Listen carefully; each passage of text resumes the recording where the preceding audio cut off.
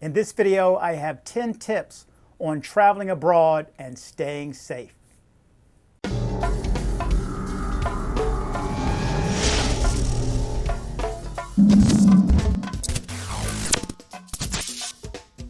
morning, good afternoon, good evening, wherever it is you're located.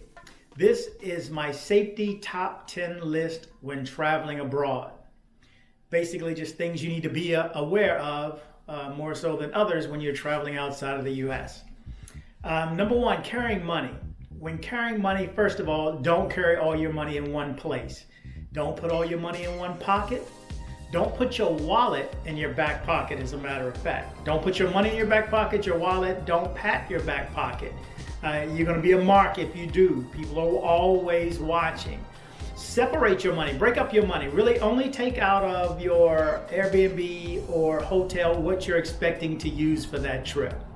So for instance, in whatever denominations, whether it's dirham or baht or pesos, let's say you have 100. If you have 100 and you're leaving with 100, put 25 in one pocket, 25 in another pocket, and maybe 50 in your money pouch. Carry a money pouch, people, not a big fanny pack that people can see and rip off of you, but the kind that will fit under your clothing that no one will know is there. And even if they see you going in it, it's the type of thing they're not going to be able to get off of you unless they have a knife or a gun. And if that's a fact, give it to them. But break up your money, in other words. I mean, I used to go to Mexico and put $25 in one pocket, 25 in the other, 25 in each sock. And believe it or not, I mean, I got caught up in something one night where I needed that last $25 and I didn't even know I had it. So break up your money, never carry it all together. Don't pat your back pocket, don't carry a wallet in your back pocket. If you are carrying a wallet, try one of the thin ones. I carry a thin, where's my wallet? Somewhere in my on the other side of the room, but I carry a really thin wallet and put it in your front pocket if you have to carry your wallet, and your ID as well. Again, break up your money, don't put it in your back pocket, wear a money pack if you can. Okay, next, protecting your valuables. Everybody has to travel like me with whether it's your laptop or your cameras or your tablets or your cell phones. Everybody nowadays has some form of valuables, which could be jewelry also. So first of all, if you have an Airbnb, hopefully there's a safe, but if not, you have to get creative. If you're in a hotel, chances are, yes, they do have a safe. Leave it in the safe. If it's jewelry, get creative and hide it. Don't leave your money and valuables underneath the mattress. Everybody knows about underneath the mattress, and if a thief runs in your place, that's the first thing they're going to go to. So get creative. If you have a laptop, put it on top of the refrigerator, maybe in the back with some oranges or something on top of it. Keep your jewelry, whether in a refrigerator or a coffee cup, then no one's going to go in a coffee cup. Just get creative. Pots and pans, a tablet down there somewhere. Just number one, don't forget you put it there. But just get creative. If you can and you have to, leave and you have your laptop with you, then leave it with somebody at the front desk. But if you're an Airbnb and there's no safe, you just have to get creative. But be aware. Don't just leave and go out on an excursion and leave your things behind. Okay, next thing is passport. Excuse me. First thing for your passport is you want to get a couple of photocopies even before you leave your home country. So while you're still in town, get a couple of photocopies and keep them all separate too. Keep your passport in one spot and then separate the other two. And when you're out and about, chances are when you get to your host country and you're either checking in your hotel or your Airbnb, you're going to need your passport to check in. They actually copy the information off, and sometimes they'll even hold it for a little while before they give it back to you, or they'll make a copy of it themselves. And it's normal, so don't feel like that's anything sketchy. Be honest with you, sometimes I get tense about it because that's your most valuable form of identification. So, but it is normal for them to take it and make a copy of it. But keep it separate. Number one, never take it out with you unless you absolutely have to.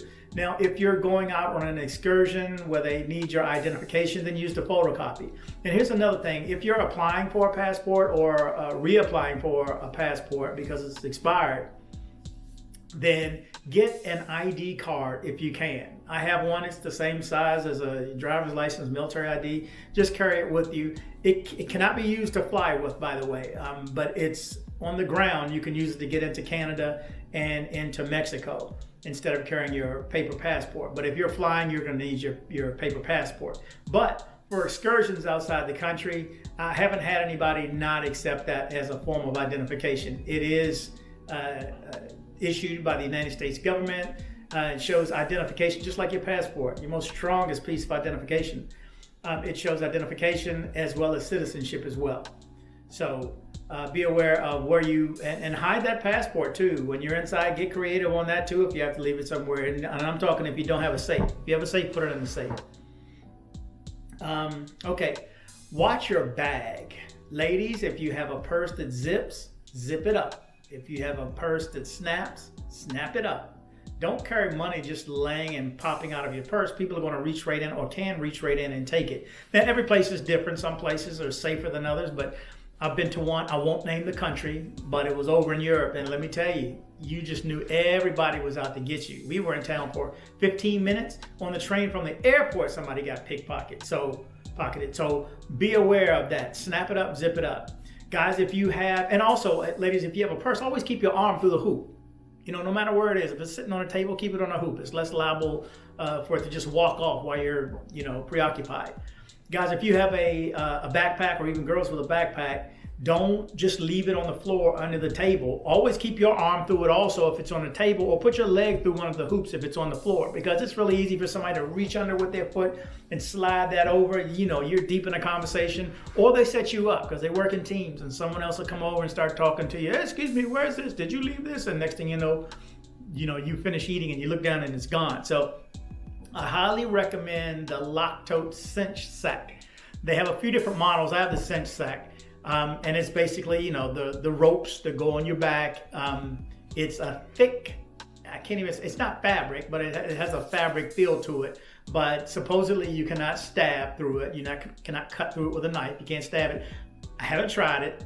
I'm not going to my own bag, but I can tell it's tough enough where you're not going to be able to cut through.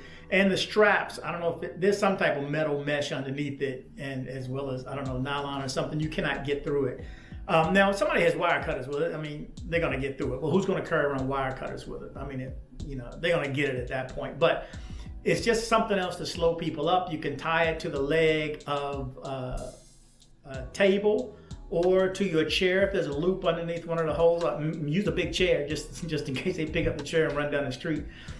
Big enough, heavy enough chair where they can't get off with it, or the railing at a bar, or the seat back on a train or on a bus.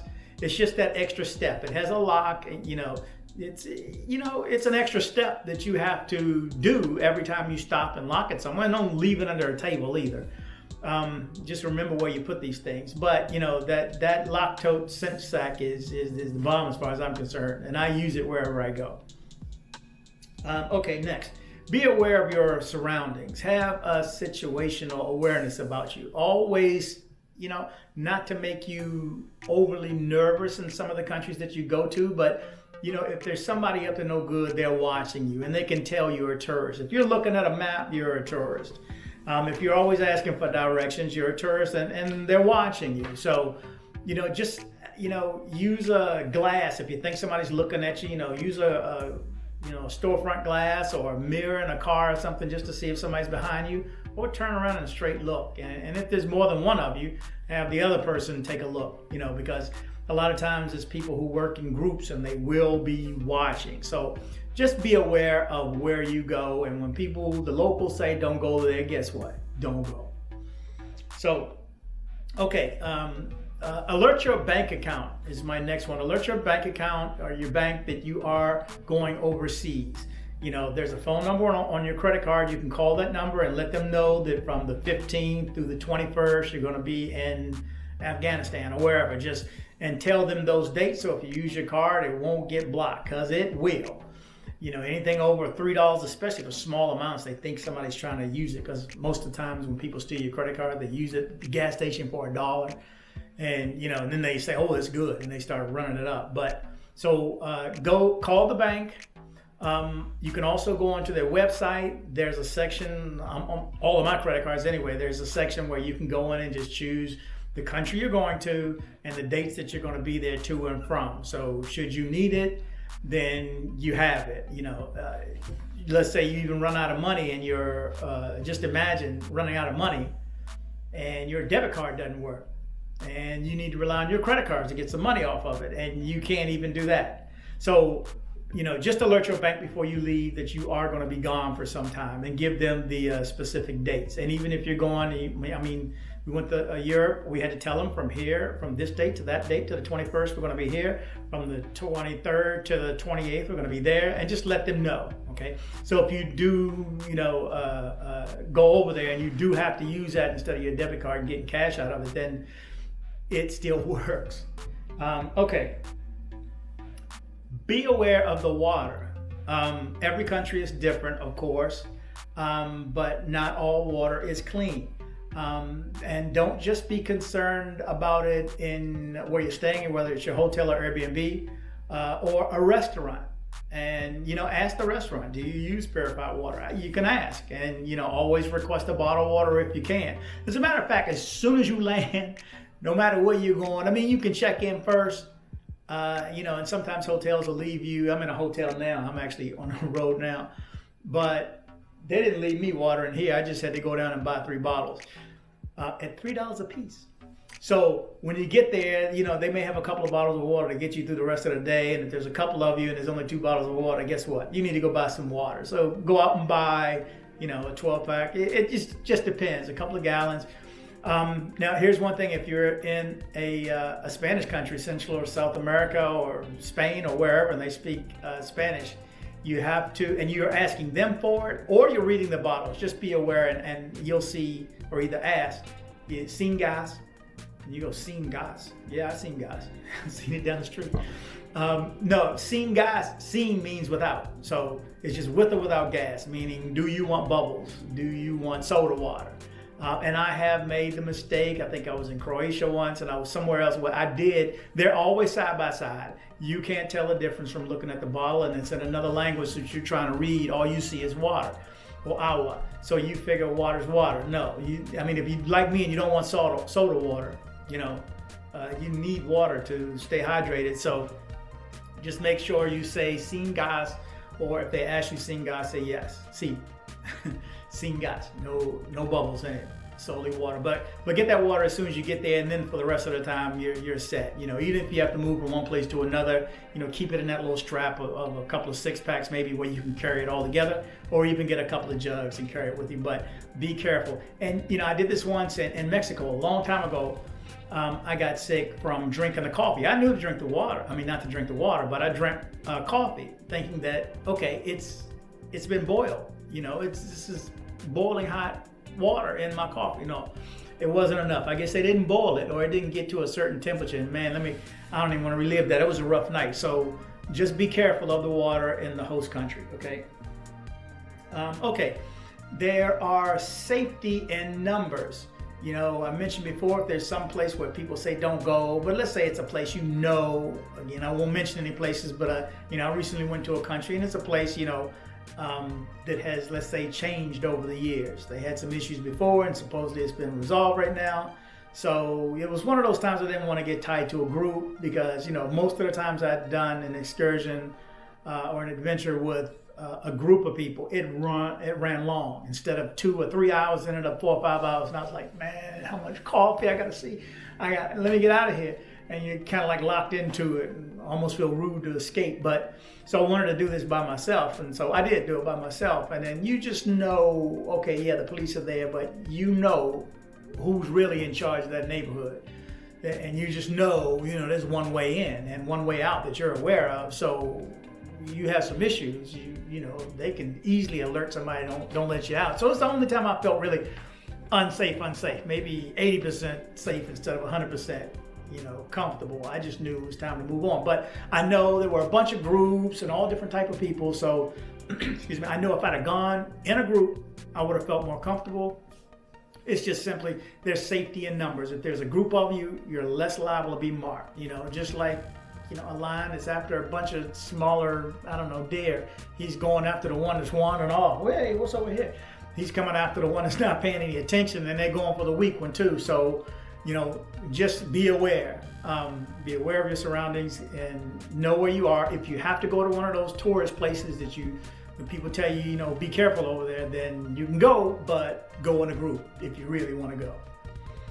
Okay, here's the next to the last one. This is be aware of local customs. So no matter what country you go to, if you go to the Middle East, women, you may need to cover up your hair. We went to Dubai and Abu Dhabi, and we went to Sheikh Zayed's mosque.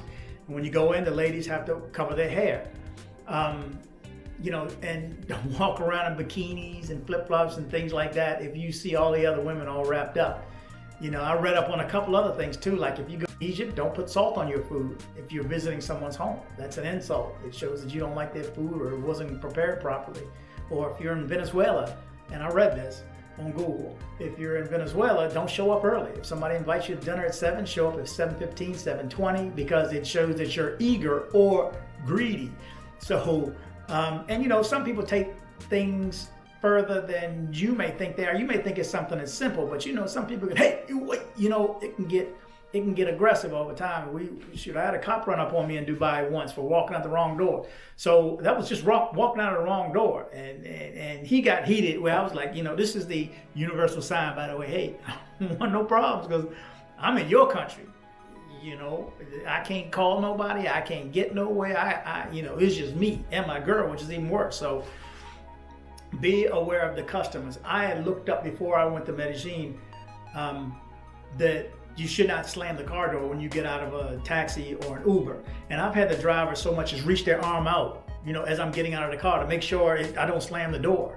And they're small cars, so they don't drive big trucks like we do here, and big cars.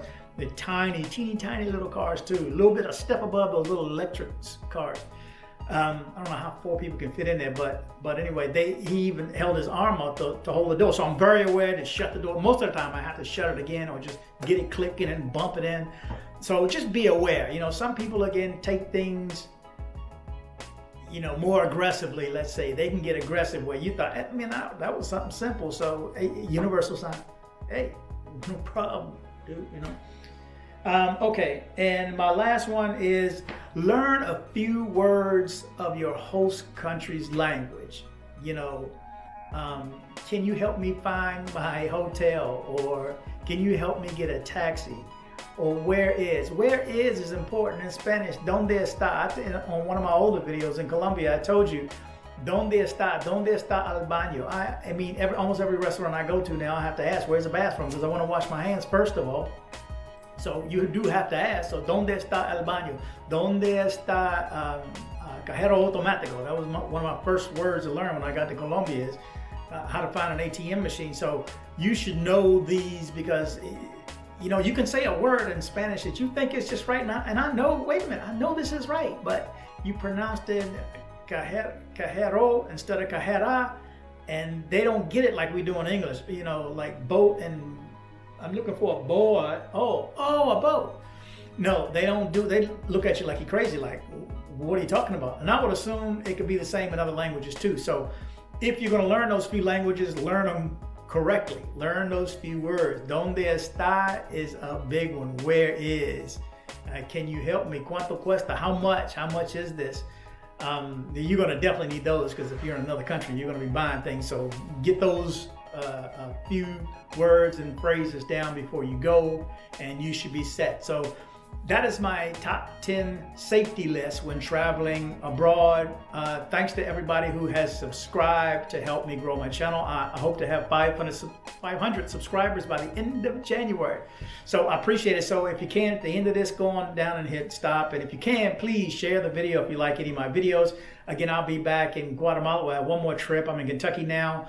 I have to get to Atlanta, and then before the end of next week, I'll be back in Guatemala for a few days. So anyway, thanks for watching. Please comment and share if you liked the video. Please subscribe and kick the bell.